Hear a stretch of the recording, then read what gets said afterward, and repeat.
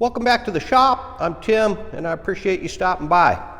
Hey, anyway, today I've got a video that's going to be actually installment one of a multi-part series about how to purchase vehicles, namely used vehicle purchases, and some of the things to look for.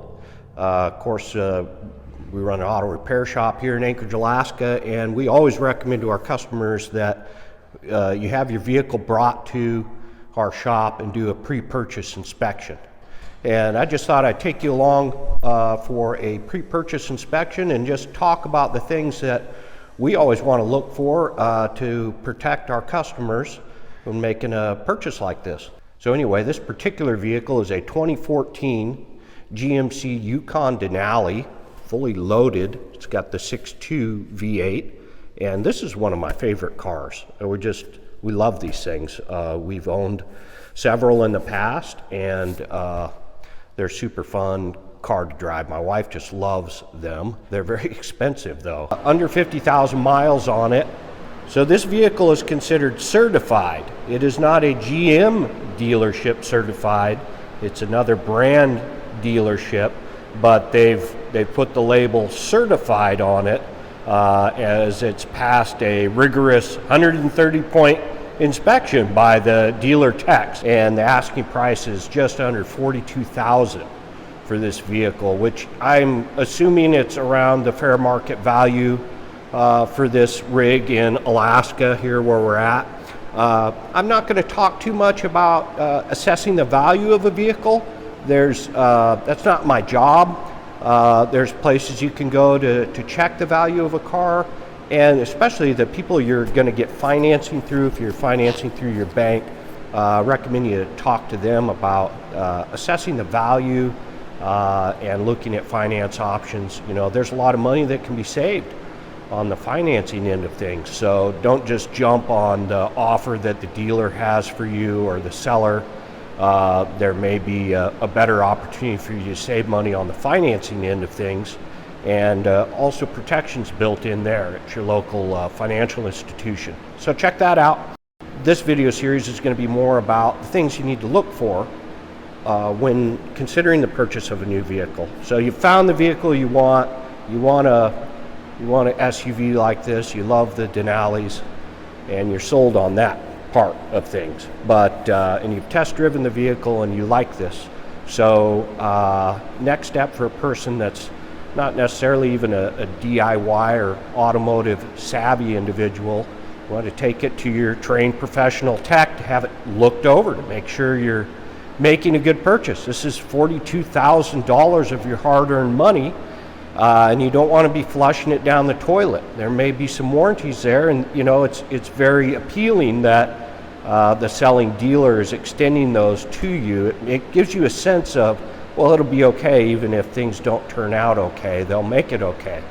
Well, but that quickly expires, and then sometimes you're left with a vehicle, and you're going to be paying this thing off for 5 to 7 years. So you want a rig that's going to last you that and beyond without any major problems incurred.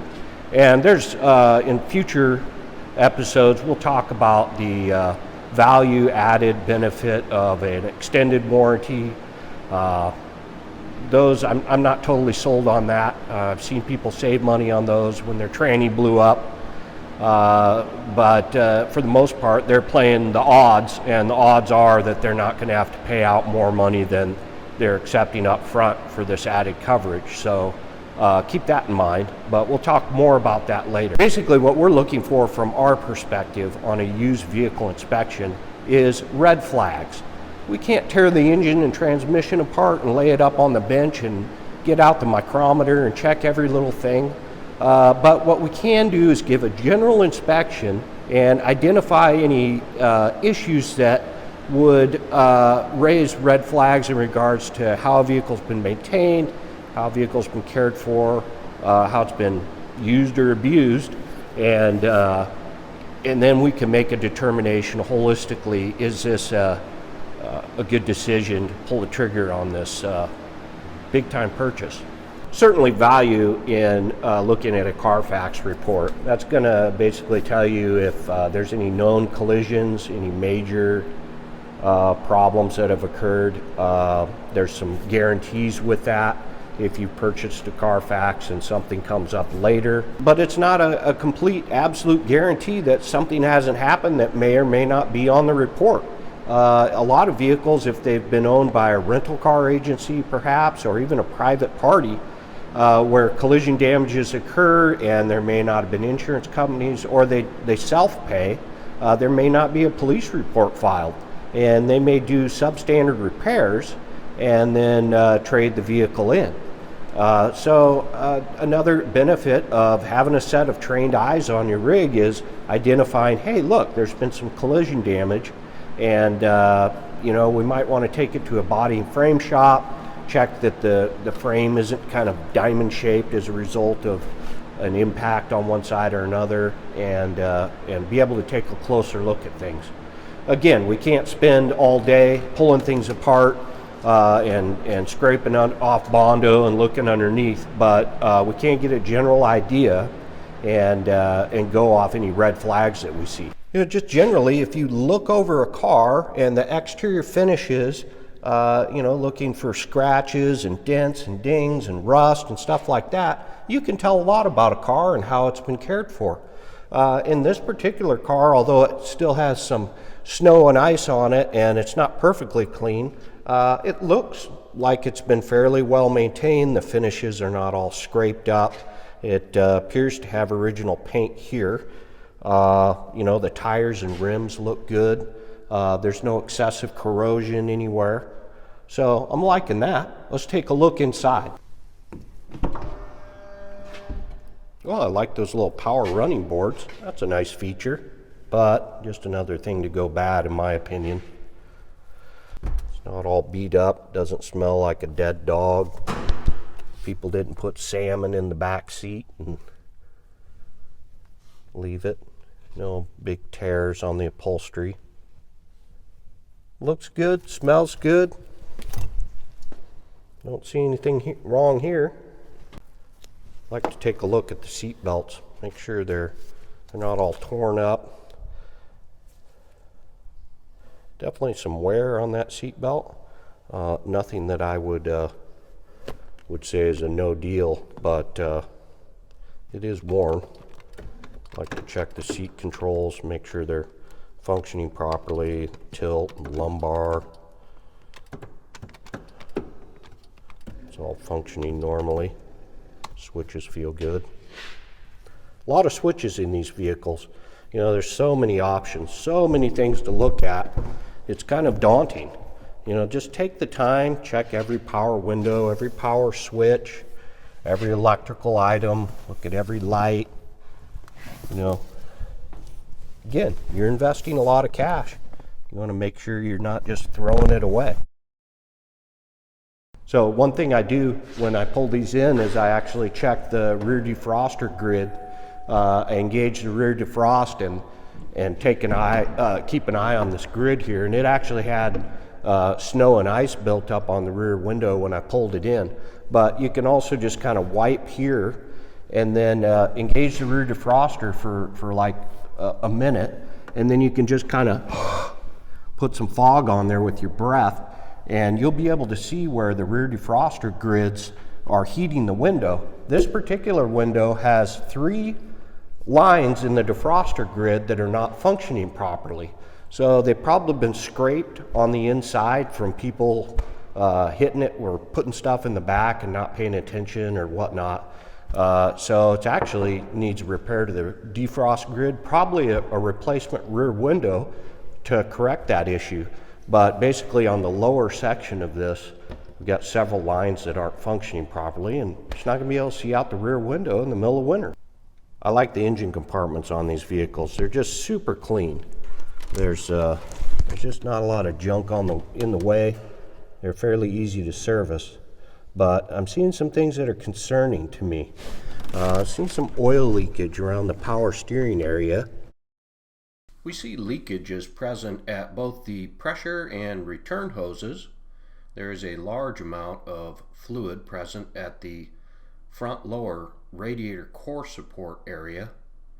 And unfortunately, there is so much fluid sprayed all over the left front side of the engine compartment area that we would likely need to completely pressure wash the engine compartment and run the vehicle for a period of time and try to isolate the source of the leakage.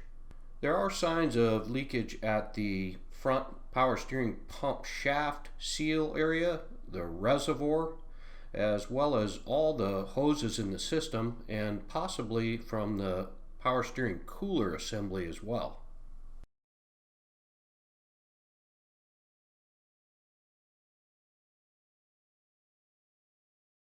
On the bright side, we see no significant engine oil leakage from any of the seals or gaskets.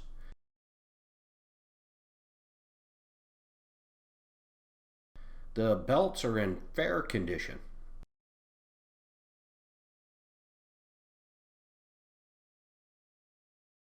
We see a small amount of AC refrigerant oil around the area of the compressor clutch, and this may require replacement of the compressor assembly. These motors commonly leak coolant at the water pump gaskets, and this one looks dry and happy.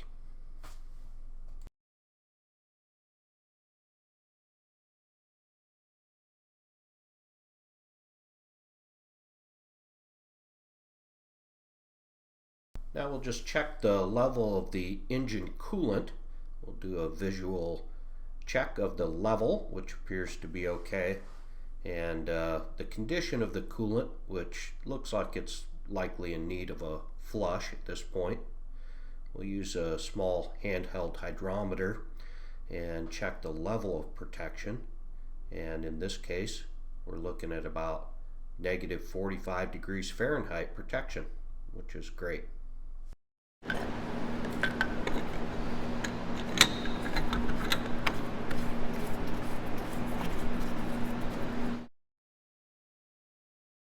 I like to take a look under the oil fill cap and check for excessive amounts of condensation under there. Also pull the dipstick and check the visual appearance of the oil on the dipstick, the level of course, and also for any condensation present there. Alright, now I got this vehicle up in the air and we'll take a look at the underside, see how things look down here. Okay, first off, the customer was really impressed with all the aftermarket stuff on this truck.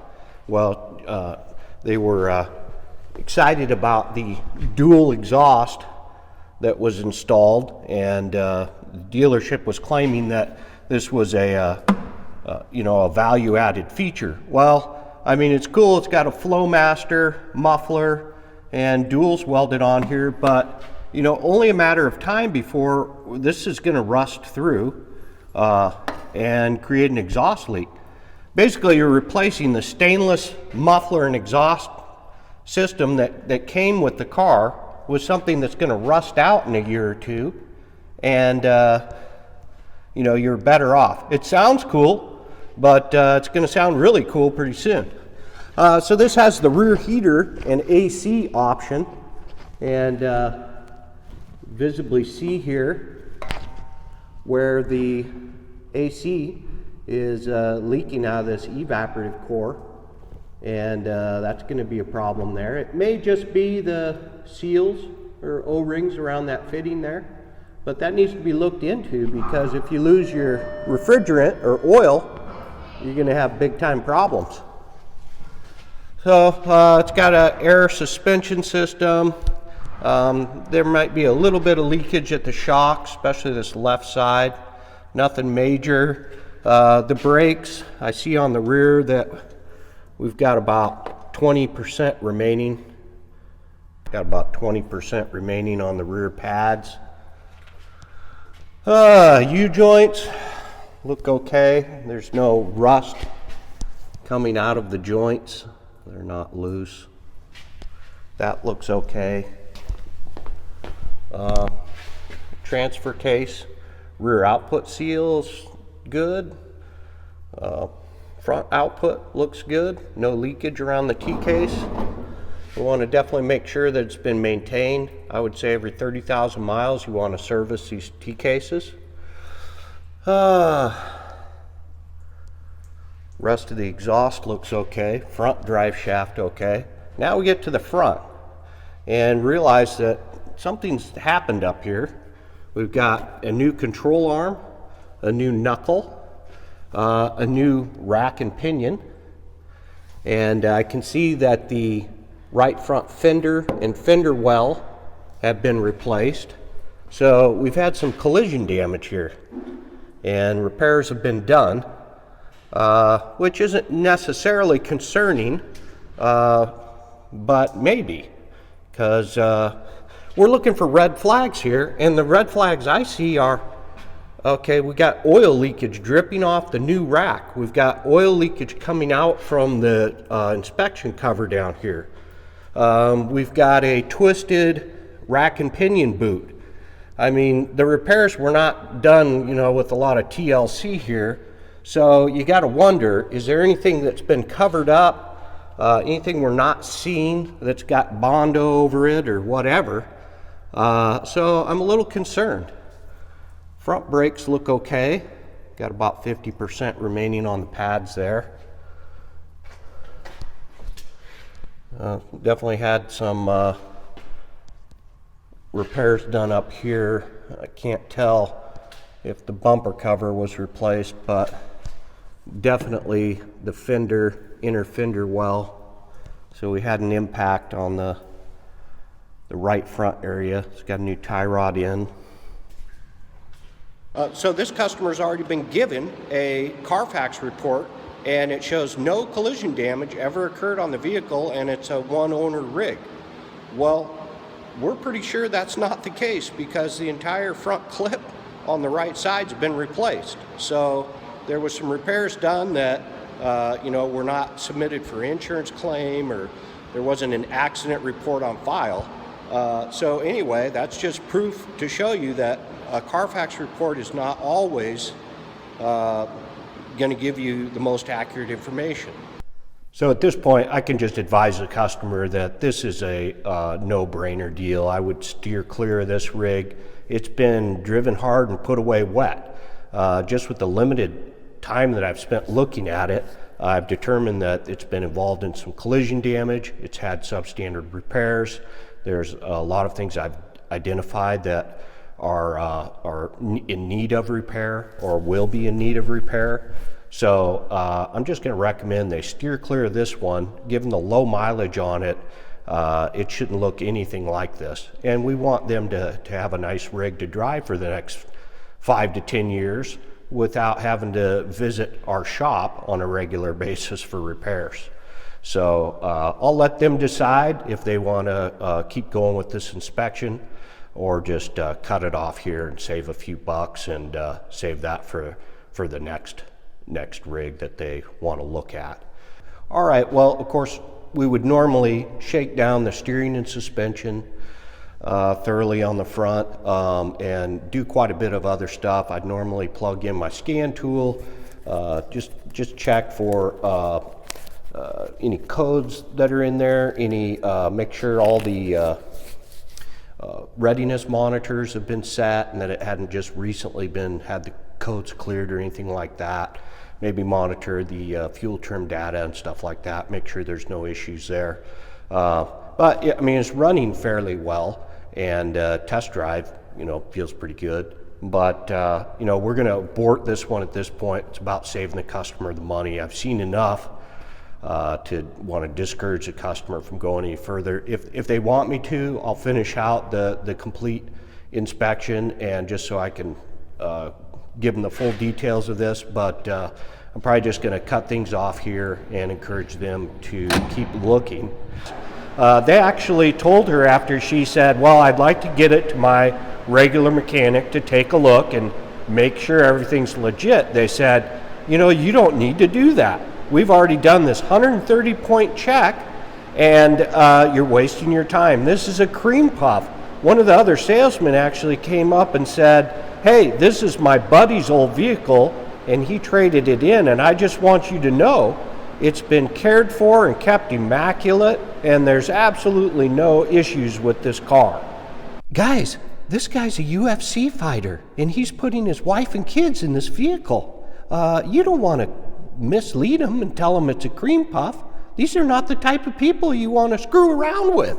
This, again, is just installment 1. I'm going to work on a checklist for you and give you a link so that you can download that, so you can have your own checklist for things to look for on your next used car purchase. So anyway, I hope this video has been helpful. We really appreciate you watching. Thanks for the likes and subscriptions. And we will catch you next time on the Car Doctor channel. All right, take care.